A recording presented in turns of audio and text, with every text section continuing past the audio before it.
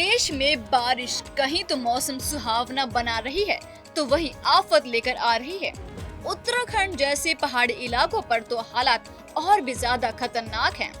एक तरफ जहां पहाड़वासी बारिश और बाढ़ का कहर झेल रहे हैं, तो वहीं दूसरी तरफ महंगाई की मार भी उनको सता रही है। पहाड़ों का नजारा देखने में जितना खूबसूरत लगता है, उतना ही बारिश के समय भयावह नजर आता है। बाढ़ से लोग परेशान हैं, खाने पीने के लिए लोग भटक रहे हैं। हर जगह बस पानी ही पानी नजर आ रहा है। जहां एक तरफ बारिश और बाढ़ की समस्या है, तो वहीं भूस्खलन की समस्या भी देखने को मिल रही है। कई लोगों की जानें इस बाढ़ और भूस्खलन ने ले ली है। हंसते खेलते परिवार में कोहराम मचा दिया है। अभी हाल ही में रुद्रप्रयाग में केदारनाथ धाम ट्रैकिंग मार्ग पर भूस्खलन के कारण 3 लोगों की जान चली गई, जबकि कुछ लोग घायल हो गए थे। इससे पहले 10 जुलाई को जोशीमठ में भूस्खलन हुआ था, जिसके चलते बद्रीनाथ नेशनल हाईवे बंद कर दिया गया था। राहत की बात तो ये थी कि इस दौरान जान माल का कोई भी नुकसान नहीं हुआ था।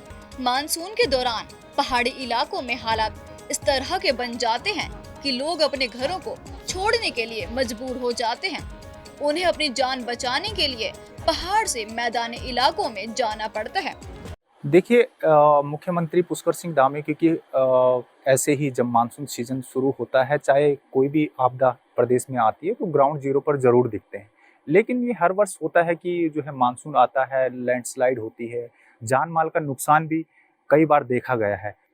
ऐसे में जो है सरकारों को एक ठोस रणनीति पर काम करके अपने अधिकारियों की जिम्मेदारी तय करनी चाहिए, ताकि जिस तरह से पूरे प्रदेश के पहाड़ी हिस्सों में बारिश के दौरान भूस्खलन होता है, उससे कहीं ना कहीं जान माल का नुकसान कम हो सके। और क्योंकि एक तरफ चारधाम यात्रा भी प्रदेश में चल रही है और कांवड़ यात्रा भी है, तो सरकार पर अतिरिक्त जिम्मेदारी जरूर है, क्योंकि मैदानी इलाकों में भी जो है जल भराव देखने को मिल रहा है, ड्रेनेज सिस्टम जो है सही करना है। लेकिन मैं तो यही कहूँगा कि मुख्यमंत्री पुष्कर सिंह धामी अच्छा काम कर रहे हैं, लेकिन अधिकारियों की जिम्मेदारी भी सुनिश्चित होनी चाहिए, ताकि ऐसी आपदा से निपटा जा सके। मेरे हिसाब से सरकार अपनी जगह अपना पूरा काम कर रही। और जो जैसे कांवड़ का है, कांवड़ की यात्रा मैं हरिद्वार से बिलोंग करता हूँ, और हरिद्वार में जो कांवड़ के बराबर अपने जो भोले भक्त अपने मुँह कर रहे हैं, सरकार ने और अपने जनप्रतिनिधि जितने भी सब मिलकर सहयोग कर रहे, और भगवान भोले के लिए सब अच्छी प्रार्थना कर रहे, सबका सारा सुखमय रहे, सब ये सब लोग उम्मीद यही करते हैं। क्योंकि सबसे बड़ा चैलेंज अभी ये आ रहा है कि चारधाम यात्रा भी चल रही है और उसके साथ साथ अब कांवड़ यात्रा भी शुरू हो गई है। अब इसलिए लोगों को कोई तकलीफ ना हो, तो इसमें सबसे पहली जिम्मेदारी सरकार की यही बनती है कि अपने सभी विभागों को लगातार एक्टिव करें।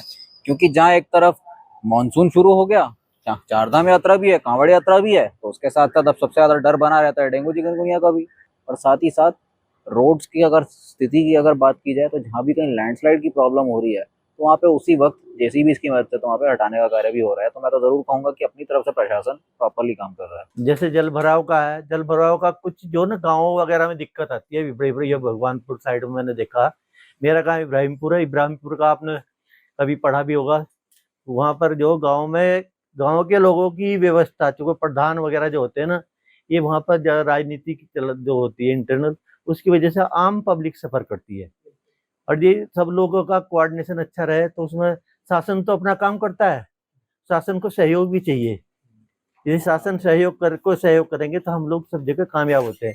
मेरे गांव में तो ये दिक्कत है, शासन कोशिश कर रहा, पर यह कि प्रधान और दूसरे लोग मिलके वो उसमें बीच में अड़चन डाल देते हैं।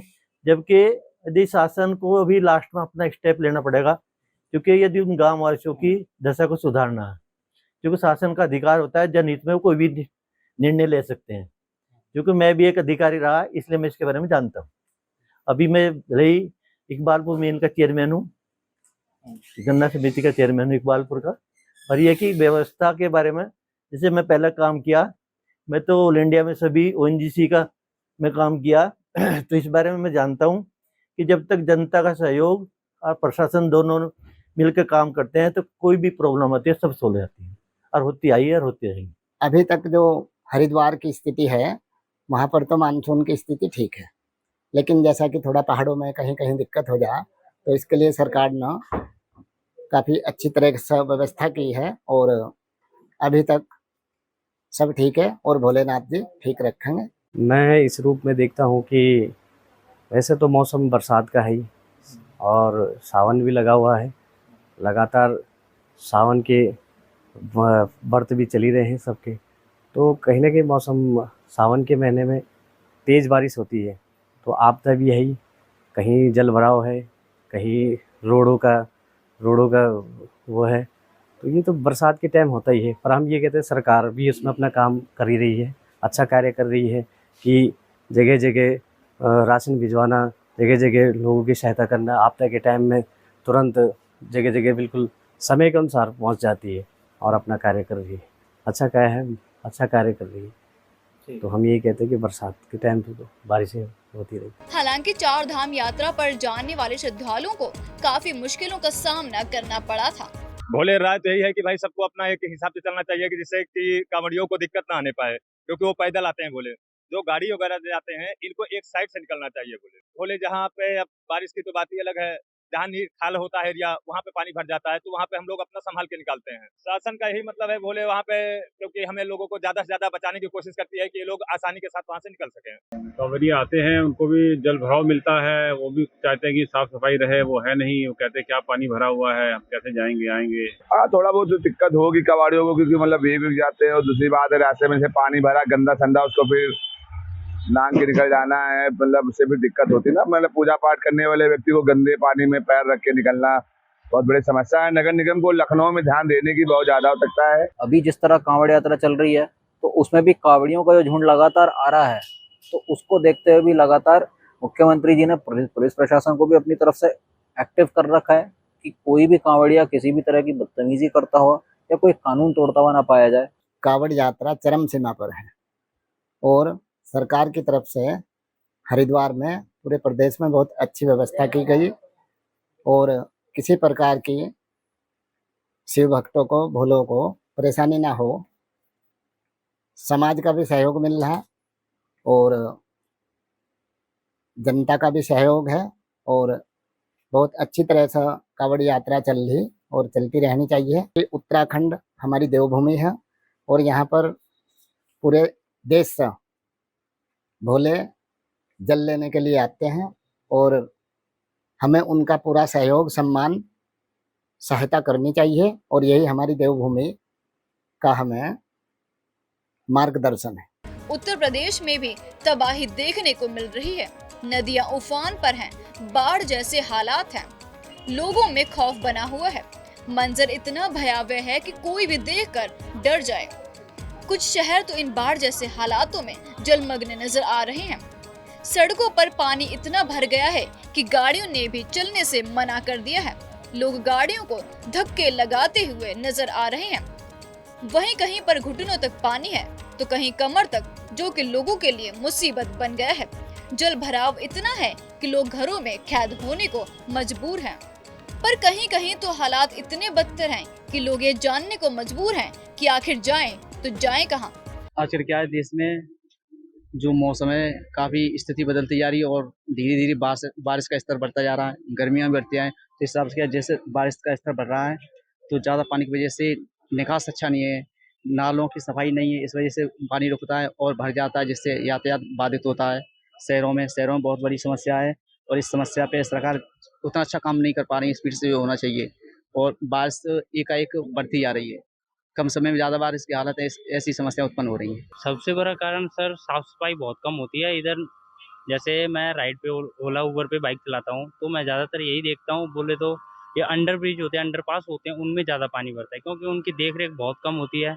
उनकी देख रेख ज़्यादा नहीं होती, बस थोड़ी बहुत ही होती है।